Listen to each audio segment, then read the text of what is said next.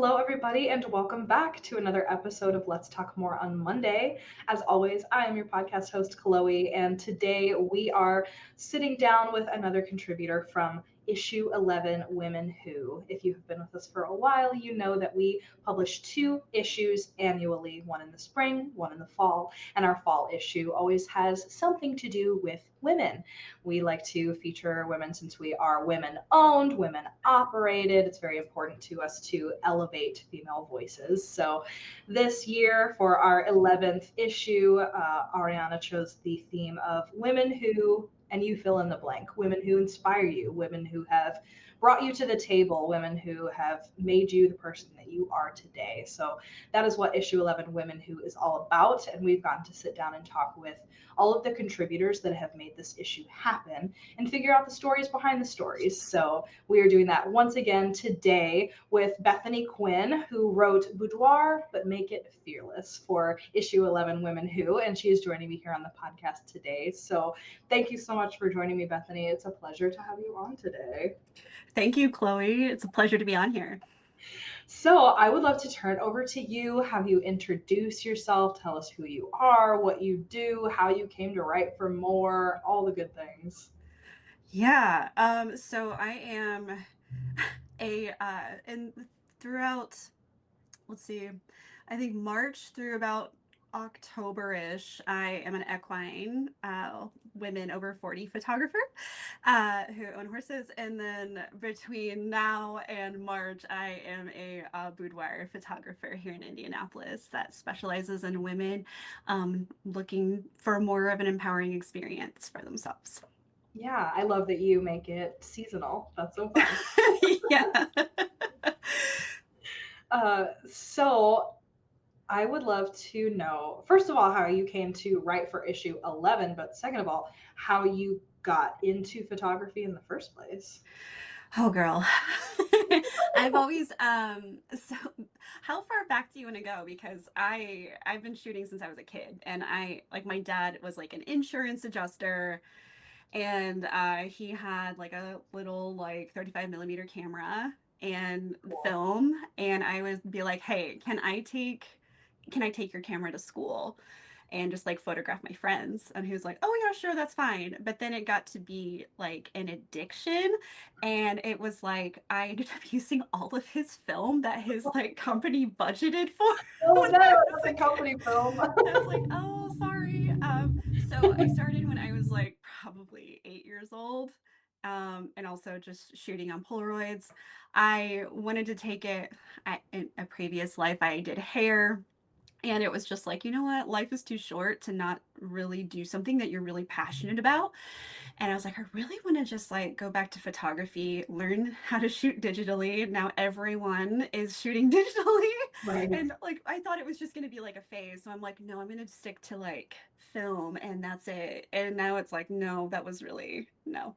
But I went to school at the Art Institute of Indianapolis, and I kind of just like, I was like really, really hungry for all things education when it came to photography, because it was like, no, this is like who I am. I will be doing this until I'm like, I don't know, 100 years old. So I want to know how to make it work where I am right now. And so I niched into like portrait photography. I shot everything until I figured out what it was I wanted to do.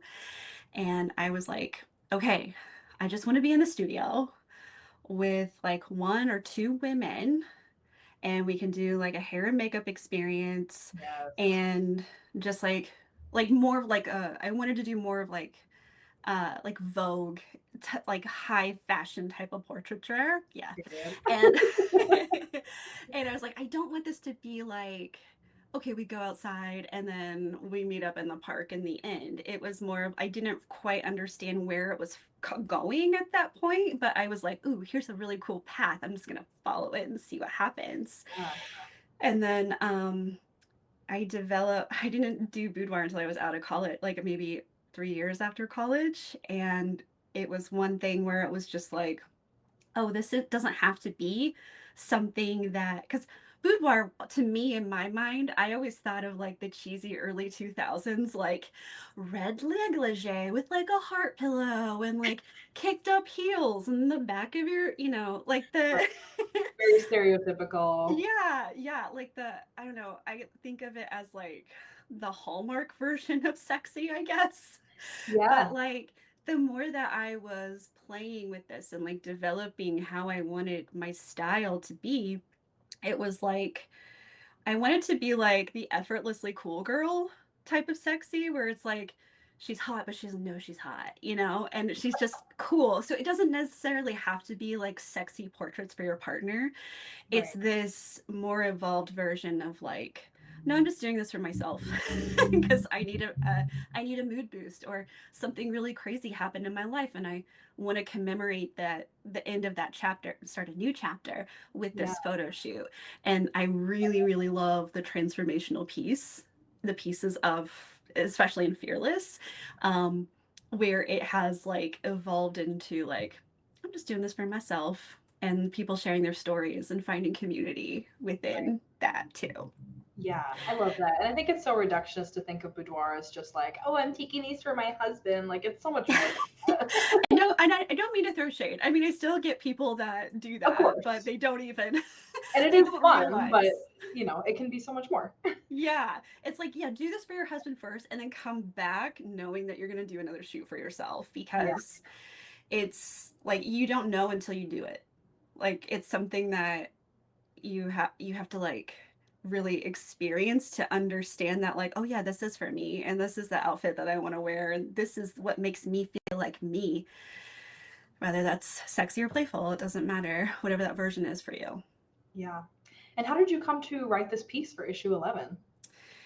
Ariana invited me, and I felt like it was more of like she didn't challenge me, but I felt like, oh my gosh, I can't really write. Like I am a Right. photographer. Like what am I doing writing in a magazine? That's so what? Let's just and then it was just like, well, let's just be open to it and try it out and see what happens. And I just love Ari. She's just her energy is so like I can do freaking anything. Like let's just freaking do it, Right. So it's like, all right, yeah, I can do that for you, no big deal. And then I sit at my computer and I'm like, oh my god, what am I gonna do? It turns out you have a lot of great things to say. I did, but it's like you get me going and then I can't stop. You also had some great inspiration. So, I mean, that helps I as well. did, yeah, Yeah. yeah. Those women are incredible, incredible Yeah, women. absolutely. So, you've talked about the empowering aspects of boudoir and getting to see yourself in this new light, but what do you feel like, are you approaching women, are they coming to you, like how does it manifest and what does it mean to you and the people that come into your studio to get to do these shoots? Yeah. So they actually come to me. I just put something out, like, hey, I'm like, if are you someone who fill in the blank? I usually keep it like for Fearless specifically, it's 40 women over the age of 40 share their tales of courage. And this is the second round I'm doing this. So I'll post it on Facebook, Instagram, and I am a very huge fan of Facebook ads where it's like, let's just show people like, here it is. It's like, here, I'm having a barbecue. If you want to come, here's everything that's gonna be there. Right. There's hot dogs, there's a swimming pool, like whatever, a cooler full of beer. Like if you're into that, then I let's love do it. it. And then it's like they fill out an application. There's like a landing page to fill out an application, and it's I go through applications to see if they're a good fit and to see if we gel because that's really important to me throughout that process because if somebody doesn't quite understand what that means or they don't know that it's a boudoir shoe or they don't know what it is, then I want to be able to like explain that to them, also give them the opportunity to participate if they want to. But it's really fun. Like we did, I'm not sure if you were there for last year, but Ari was there interviewing people about like what makes them feel fearless. Mm. And that was a really powerful like little piece of content too. Did I Yeah. answer your question? I feel like I went on a tangent there. I know, absolutely. Yeah, I love it. Okay. So you chose a few specific women to highlight in your piece, Mm-hmm. Boudoir, but make it fearless. How did you choose those women? What were your criteria? Did they just come to mind naturally when you were thinking about this idea of being fearless? Yes, because they went through that whole process too of like, we talked on the phone beforehand and everything, and um, it was also like a healing journey for them. Hmm. And then like what the next chapter is, but also I wanted a story that they could feel comfortable sharing with other women who might be struggling through that and seeing that there's like I envision these people are like expanders, right?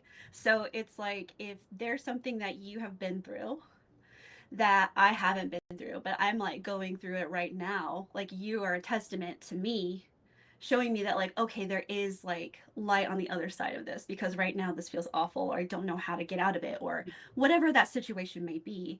And we have women that go the whole gamut where it's like they're trying to just get at like they just had a divorce from their husband or their partner, and there are women that have been abused mentally, emotionally, and physically.